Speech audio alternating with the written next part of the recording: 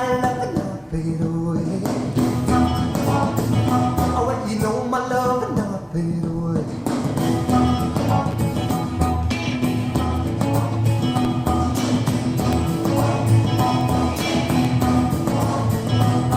My love is bigger than a Cadillac. I try to show you, you're driving me back. Your love with me got to be real. For you to know just how I feel. A love for real, not fade away.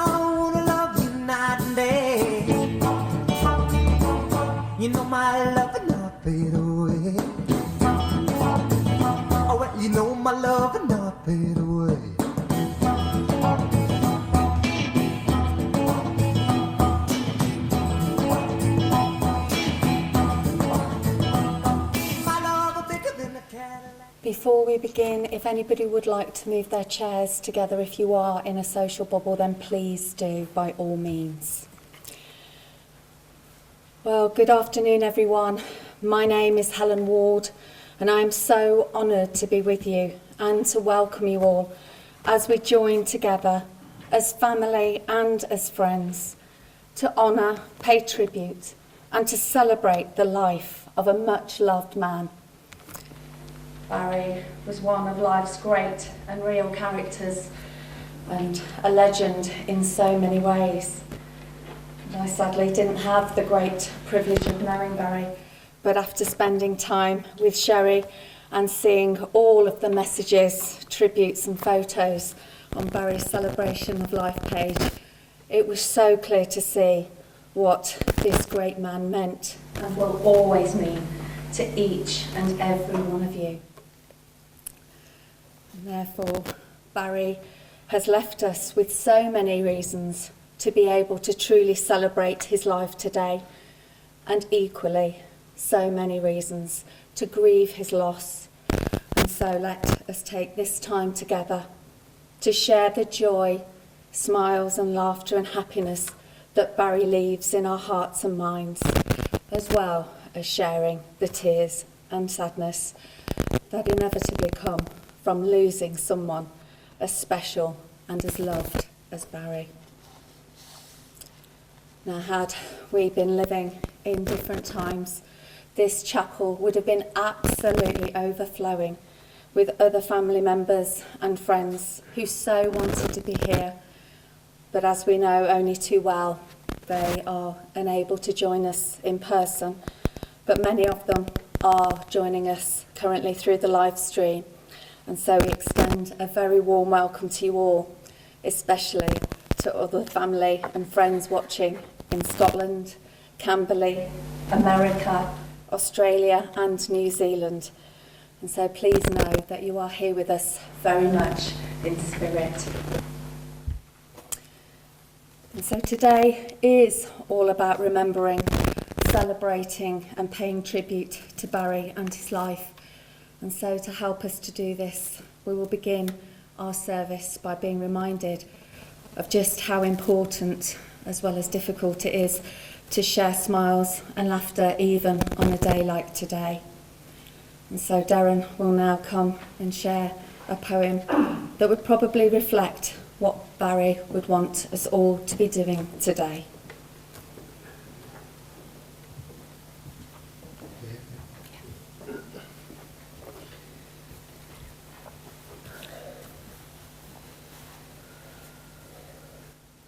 Feel no guilt in laughter, he'd know how much you care. Feel no sorrow in a smile that he's not here to share. You cannot grieve forever, he would not want you to. He'd hope that you could carry on the way you always do. So talk about the good times and the way you showed you cared, the days you spent together, all the happiness you shared. Let memories surround you, a word someone may say will suddenly recapture a time, an hour, a day, that brings him back as clearly as though he were still here, and fills you with the feeling that he is always near. For if you keep those moments, you will never be apart, and he will live forever, locked safely within your heart.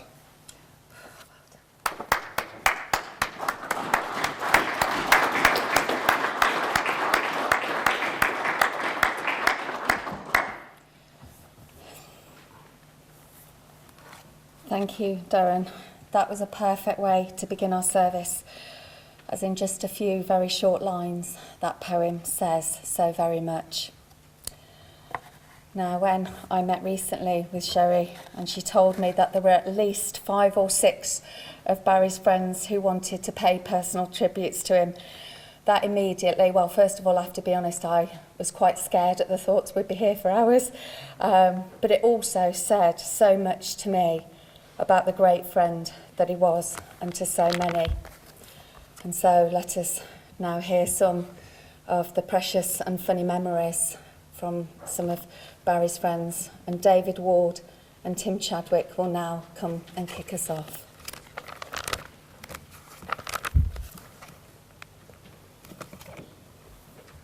Good afternoon. My short eulogy to Barrie. Bazza, my mate. I met Bazza in about 1984 in the back streets of Paddington at a boozer called the White Hart. That first day, I remember not being very well on the back wheel of his motorcycle. Bazza didn't care, he shrugged his shoulders, and it was the start of a beautiful relationship, friendship. He was an amazing character, but it's not till someone's gone that you fully realise what a wonderful person they were. Bazza lived life very much on his own terms. He was our Oliver Reed. There were no prisoners. It was his version of a life in the fast lane, and there weren't many compromises. He loved his life. He loved Sherry. He loved his family, his friends. He loved the odd drink or two, and of course he loved his rugby, a love that I shared with him and many here shared with him. He played at school, college, Old Mill Hillians, and when I met him for Comfort Cougars. He played in the front row and was a skillful, intelligent player. That is possible. And he was a great organiser. In fact, he ran the Cougars virtually single-handedly for many years, picking up many players on Friday and Saturday night. We played and toured together many times, with our tours getting greater and larger. A victorious tour of Australia for the World Cup in 2003, and the not-so-successful tour to New Zealand in a couple of years later. We had great adventures, and more importantly, many laughs. We played I left London at that stage and went back to Leamington. And it was one of our nights out that we decided to organise a Cougars rugby tour of Leamington. I think the Cougars toured Leamington 4 or 5 times, well, at least until they ran out of hotels to go to. Anyway, and we had great times there. We had lots of fun, played some great games. I think he taught us the dice, Mexican, and I introduced him to Billy the Funnel, or was it the other way around? Bazza during this intertime was introduced to Leamington, the rugby club, the drinking houses, a large bunch of friends who are here, and he came and toured and played for Leamington a few times. But it was one day I got a phone call. He said, "Hello, Ace." I said, "All right, mate." He said, "You know, we're fed up of London, Sherry and I. We want to go, yeah?" I said, "Oh, yeah, you know, London's changed. All our friends have moved out of central London." And I said, "Where are you thinking of going?" And he said, "Leamington." Well, after the initial shock, I did have a couple of hidden concerns. Not necessarily for Bazza, who had a great bunch of friends. It was for Sherry. Sherry, from New York to London, I could understand. From London to Leamington, stroke Covington, was a bit more of a shock to the system, and I was worried. My second other little concern was probably for my health. So anyway, in 2007-8, Sherry and Barrie arrived. They both became totally, fully integrated into the Leamington community and scene, totally enriching us with their presence. Barrie was a special man. He was bright, caring, thoughtful and great fun. He could be a bit stubborn, but this made him incredibly tenactic. He had a big heart, and he was always be there for help, and he was always my right-hand man. I can't believe he's not here anymore, and we won't have a chat and a drink, and he won't put me right on those many refereeing decisions that I either seem to miss or get wrong. I loved him very much. He was a beautiful, unique character who added to life's reason. He was a true friend, he was my hero, and he was my brother, Sylvester. Thank you.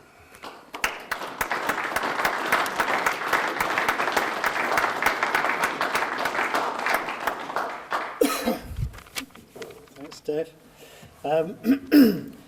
I guess like many of us here, I first met Barrie in the Ashes, which is almost 30 years ago now. And that was on my way to debuting in the red and blue hoops of the Cougars, along with many other people watching on and here today. I'm surprised my teeth are not still chattering after all those trips to and from Headstone Lane in Barry's brown van. Tins of paint falling all over the place, knocking you out on the way to the game. And I can count myself very fortunate to have been Barry's friend ever since then. The Cougars rugby at the time was a decent standard. You wouldn't have thought it with a fixture list that included teams like Chipstead Cockerels, Brixton Prison Wardens, St Peter's Italians. And it's not often that you hear the ref on the day shouting, "Knock on Cougars, schwarm a ball." Barrie, though, was Mr. Consistency. I don't recall him ever missing a game. He never seemed to be injured, and he always kept his throw-ins to the line out crooked in our favour. And somehow he always managed to have 3 or 4 pints before a game whilst doing the Telegraph crossword and still put 80 minutes in. He was never after the glory either. I don't think in all the years playing rugby for Cougars, Old Mill Hillians, he ever scored a try. He had the best memory for a rugby song that I think myself and many of us have ever come across. He led the singing in the clubhouse. He knew every song going, and he never mumbled the words to a song that somebody else started. Unlike some of us, mainly the backs. Personally, later, Lindsay, my wife, and I were lucky to live close by to Barrie and Sherry in North London, and we had some great evenings out with them at the Warrington in Maida Vale, curry nights at Ruhit's, where sometimes Sherry had to be parted from the curry that was left on the table and maybe had left a few marks on her face, and many evenings and parties back at Honeyman Close. And then with Barrie, some of the other guys, and Delvis and his great mate Howard, some great days at the cricket. Barrie and Howard were always very keen on Pimm's o'clock, 10 a.m. in the morning, which set the tone for the day. We know it was a long recovery over the weekend. Barrie was very generous with his time, as we all know.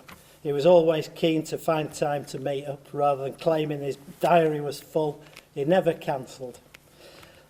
One thing I never got to the bottom of with Barrie was his preference for a pint glass with a handle rather than a straight one. And it was a woe betide a barman if somebody had left a hint of a head on his pint, although that didn't stop him coming up to Yorkshire with me occasionally. Rugby, swimming, darts, snooker and pool, Barrie played them all. He was a great friend, a great organiser, an unbelievable provider of gardenia paint by the gallon. And to steal one of Barry's favourite phrases, as I think and celebrate his life, it worked. Thank you.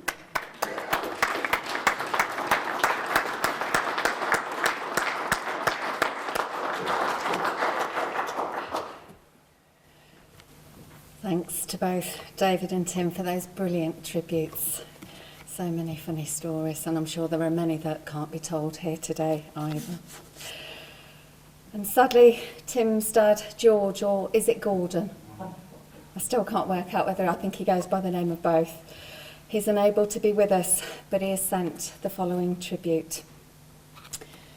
Dear Sherry, I was so sorry to hear from Tim of your sad loss of Barry and send you my deep condolences.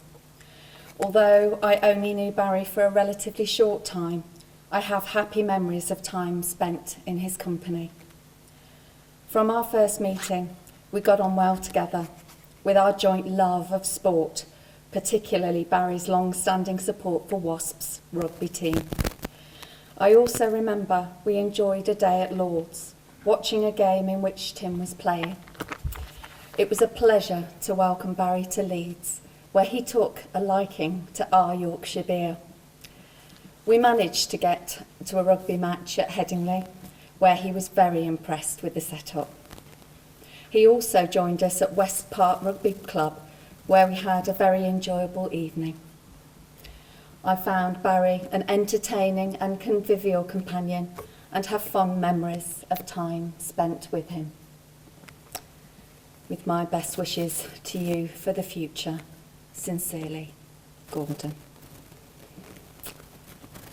Tim, could you pass on our thanks to your dad for his kind words that he sent in for us today? And so George's words of tribute bring us to half-time. And so let us now take some time out to reflect on our own memories and thoughts of Barry, as I'm sure each and every one of us here has a treasure trove of so many precious memories of this incredible man. And while we do, we will listen to a track that will no doubt bring back so many happy memories of precious time spent with Barry.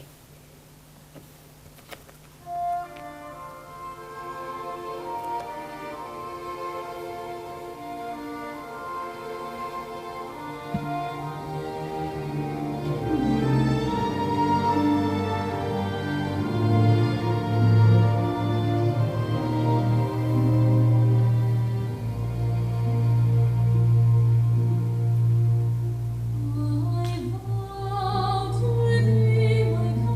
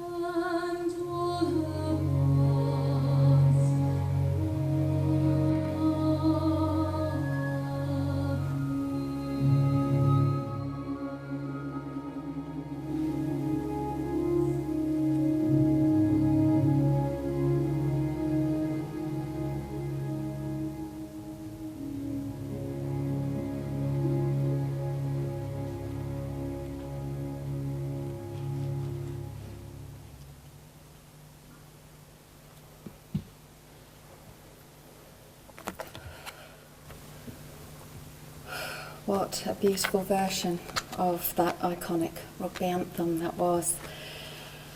And so our second half of tributes continues, and so let us now listen to Derek and to Sean as they come and pay their own personal tributes to Barrie.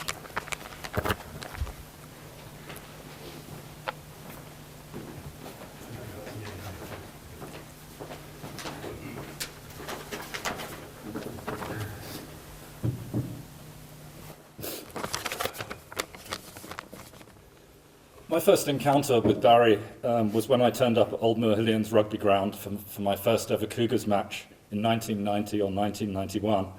There he was, standing at the bar in the clubhouse with a pint in one hand and two lined up on the bar. Now this was pre-match refreshment, so obviously the Cougars didn't take themselves too seriously. In those days, Barrie was the Cougars. He organised the team, spending hours on the phone trying to scrape enough players together for the next Sunday fixture, liaising with the opposition and trying to work out who could provide lifts for players to and from the matches. On days when we had the correct mix of players, we could beat anyone. On others, we got soundly hammered, and 96-5 against London, New Zealand seems to ring a bell. Funnily enough, the singing always seemed louder and more boisterous after a loss than a win. He organised our annual dinners, and it was largely thanks to Barrie and his organisational ability that we all had such a great time, both on and off the pitch. I've played for a number of recreational rugby teams since then, but none has ever come close to the sense of fun and camaraderie that I had playing for the Cougars. And for that, I owe Barrie a great debt of gratitude. And once his playing days were over, he still enjoyed organising get-togethers for his friends. He was a fantastic host at home, and I've spent many a happy day or evening in Barrie and Sherry's company, although the exact memories of them are perhaps a little hazy.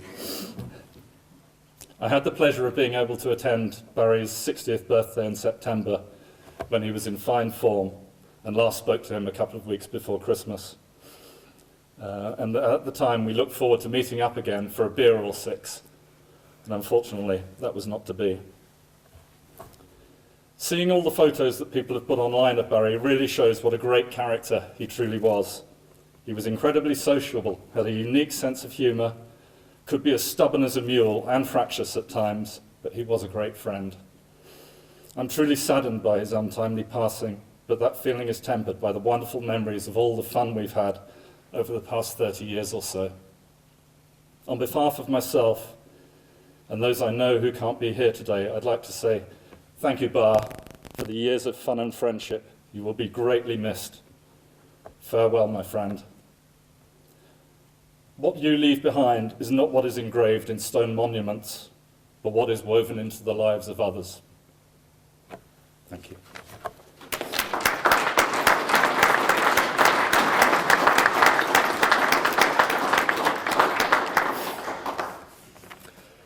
Barrie was a friend of mine. In fact, Barrie was a friend of everybody here. He walked into my life, or more accurately, I walked into his, in January 2009 in the Newbold pub, which is now the Drawing Board. I'd only recently got to know the lads from Leamington Rugby Club, and this was my first ever evening at the Newbold. What a night. I first started chatting to Barrie and asked him, what do you do? He said, I'm a painter and decorator. He made a point of replying that him and Sherry had just moved up from London. And it turned out we'd both got something in common, because I'd only recently moved from London as well to Leamington. Now, Barrie grew on me. We spent a lot of time together, watching rugby, smoking cigarettes, talking complete nonsense and drinking beer. I remember one time we were on a rugby tour in Bournemouth in 2010, and a few of us went for a walk along the seafront. It was a beautiful Saturday morning and a perfect way to get ready for a day of a rugby tour. As we walked along, we shared our hopes and dreams for the future. And I have to say, the conversation as we walked past the Bournemouth International Centre really brought the two of us very close together. And it was on that tour that I first learned Barrie was a Wasps fan. Given I'm a Bath fan, we went to watch our first Bath Wasps game together on that tour weekend. It was the 24th of April 2010. And sorry, Darren, but we found an Irish bar to go to. The result was Wasps 19, Bath 35. So Barry, what a surprise, insisted on buying all the beers that night. Barry was such a lovely, friendly man, and he became an unofficial big brother to me. I've enjoyed looking at all the photos in the Facebook group that Andy Knight set up, and some of the early photos, when I didn't know Barry, made me laugh. I had to Google Shut the Box, which sounds like a very similar game to something that was introduced in Berlin by Dudley to me. And talking of Dudley, he mentioned that Barry just simply had one of the most infectious laughs going, and he was right. Barry was always up for a social and was involved in so many things. For example, we organised between us Shandy's 50th in Swansea, and Barry scoured South Wales looking for a game of rugby on the Friday night of the eve of the 2013 Six Nations, and he found one, and we found ourselves that night in Pontypridd, of all places. Another memory of Barry was that he had a chance encounter with my nephew Liam outside a bar in Hong Kong till the early hours of the morning. And I've also got Barry to thank for organising my 50th in Bristol. He's going to be missed by all of us, and he's left a massive legacy of fun and friendship, and we've all got to build on it. Just a final note, I did some research one Friday night during lockdown 3, looking at the Bath Wasps stats since we've started watching all the games together over the last 10 seasons. Wasps have won 10 games, Bath have won 10 games. The trend over the first half of the 10 years was very much in Bath's favour, but Wasps started to come back, and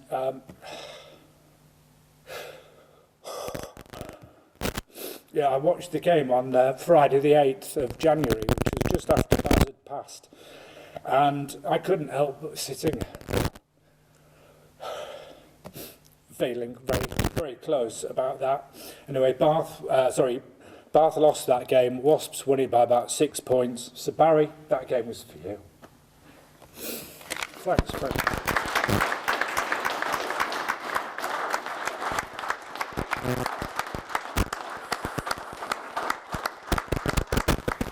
Thanks again to Derek and to Sean for those incredible tributes, because it takes real bravery to come up today, even for you big burly rugby players to do that. But Sean, I'm so glad that you didn't mention the results from Saturday's Wasps game, or even the international.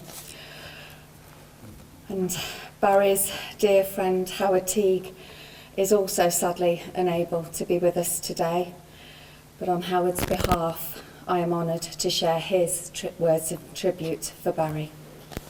And so Howard said, I first met Barry via Hayes in the late 1980s, and he somehow persuaded me to play the funny-shaped ball game. I must admit, playing rugby was not one of my favourite sporting pastimes, but playing for the Cougars, well, that was a whole different experience. The social aspect of Cougars rugby on a Sunday made for many thick heads on Mondays. Drinking Southern Comfort and tomato juice was no doubt a contributing factor. Oh, dear God. Southern Comfort and tomato juice. Barry was my best man along with Hayes, and he kindly organised my stag weekend to Ireland. We stayed at the Dunes Hotel in Donabate, run by the incredibly relaxed and tolerant Harry, and we even managed a rugby game against Skerries. I'm just glad it was a month before my wedding. But I bet Howard's wife-to-be was probably even more delighted that it was a month before. But more recently, we went to the Hong Kong Sevens, which was where Zippy made an appearance. A trip to be remembered. If only I could. There are so many stories to tell and so many happy memories. Barry, I feel very privileged to have had you as a friend. You were fun to be around. You were kind-hearted to everyone you met. You were someone who would always give you support to those who needed it and be there, whatever the circumstances. You will never be forgotten, and I, for one, will never stop recounting the fun times we had together. Miss you so much, big man. Love, Howard. And Howard, if you are joining us now, we thank you for those beautiful words. Whew. And so, the tributes that we have listened to during our service, I know, are only a tiny fraction of the precious and funny memories and stories that you all have of Barrie and his life. But I know that each one that's been shared today has been shared from the heart. And so thank you once again for bravely sharing your tributes with us. But Barrie wasn't just a great friend to all the lads. And 25 years ago, Barrie met Sherry at the Ashes pub in London through mutual friends. And it was there that they instantly struck up a very real, solid and genuine friendship. Barrie then began to invite Sherry to join him and the lads to watch the rugby together. And without doubt, Sherry couldn't have had anyone better to teach and enlighten her about the rules and complexities of 30 big burly blokes scrapping and chasing a very odd-shaped ball, although there probably are one or two similarities with American football, I would hazard a guess at. But in time, the couple became and remain the very best of friends, as well as being partners for life. They were true soulmates and destined to be together in every way possible. And 2 years after they first met, Barrie and Sherry then sealed their love by marrying at Westminster Registry Office. And right from the very beginning, Barrie always ensured that Sherry was included in everything, in every social activity, and of course, in watching the rugby. But it didn't matter what they were doing or where they were, Barrie always made Sherry feel so very special. And Sherry shared with me that she feels so privileged to have had Barrie not only as her husband and as her bear, but most importantly, as her best friend. As to marry your best friend is truly the greatest and strongest love of all. Thank you, Sherry, for sharing those words. So what an incredible man Barrie was, and to so many. And he has woven so much love, friendship, and so many precious memories into your hearts, into your minds, and therefore into your lives. And these are the things that really matter, as spending precious time with those we love and turning those moments into great and everlasting memories are the most important things of all in life. As we know, our time here is so very short. And so therefore, let us hold on to all of the love, the friendship and the memories that we shared with Barrie, as these are ours to keep forever.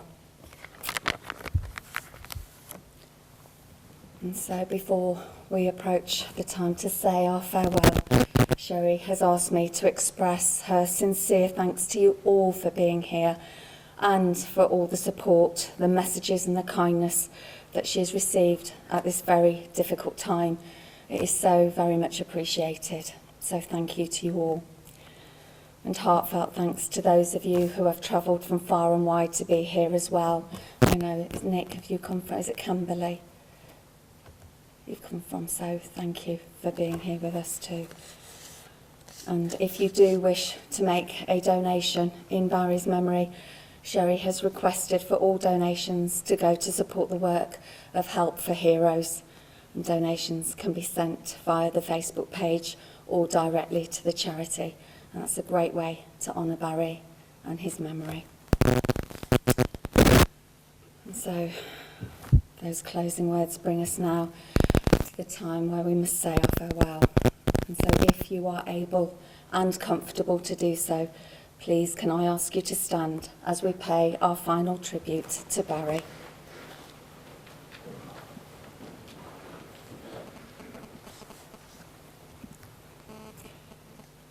My dear friends, having now paid tribute and celebrated the life of this great man, we now turn, as we must, to release Barrie onto his next journey through life.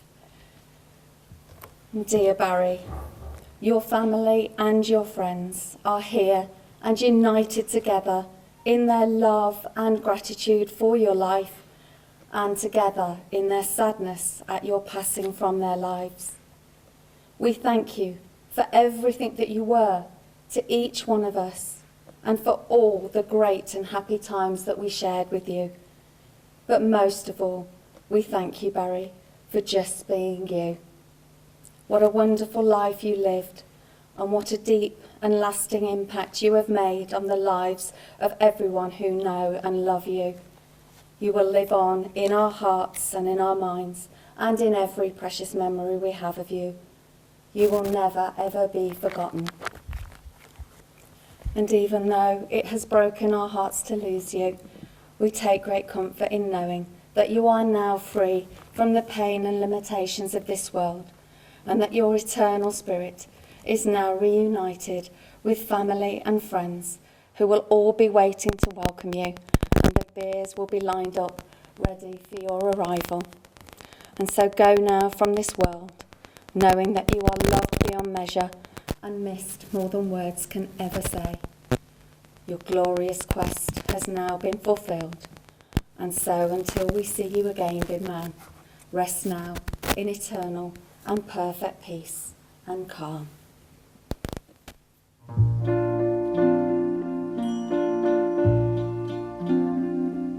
To dream the impossible dream, to fight the unbeatable foe, to bear with unbearable sorrow, to run where the brave dare not go, to right the unrightable wrong, to love pure and chaste from afar, to try when your arms are too weary, to reach the unreachable star. This is my quest, to follow that star, no matter how hopeless, no matter how far, to fight for the right without question or pause, to be willing to march into hell for a heavenly cause. And I know if I'll only be true to this glorious quest, that my heart will lie peaceful and calm when I'm laid to my rest. And the world will be better for this, that one man, scorned and covered with scars, still strove with his last ounce of courage to fight the unbeatable foe, to reach the unreachable star.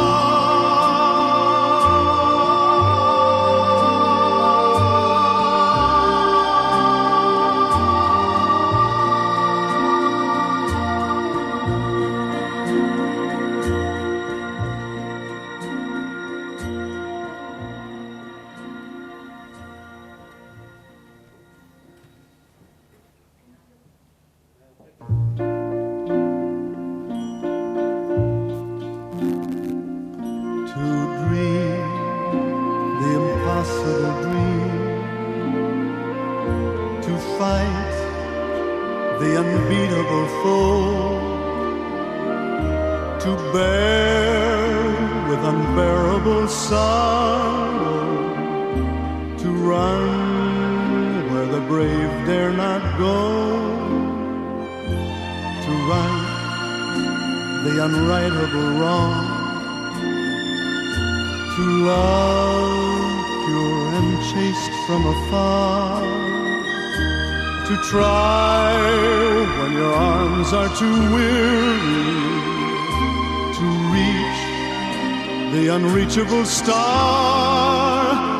This is my quest to follow that star, no matter how hopeless, no matter how far, to fight for the right without question or pause, to be willing to march into hell for a heavenly cause.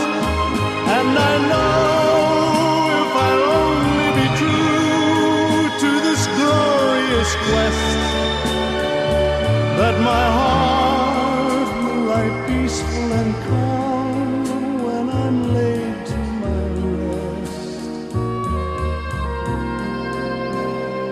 And the world will be better for this, that one man scorned and covered with scars still strove with his last ounce of courage to fight the unbeatable foe, to reach the unreachable star.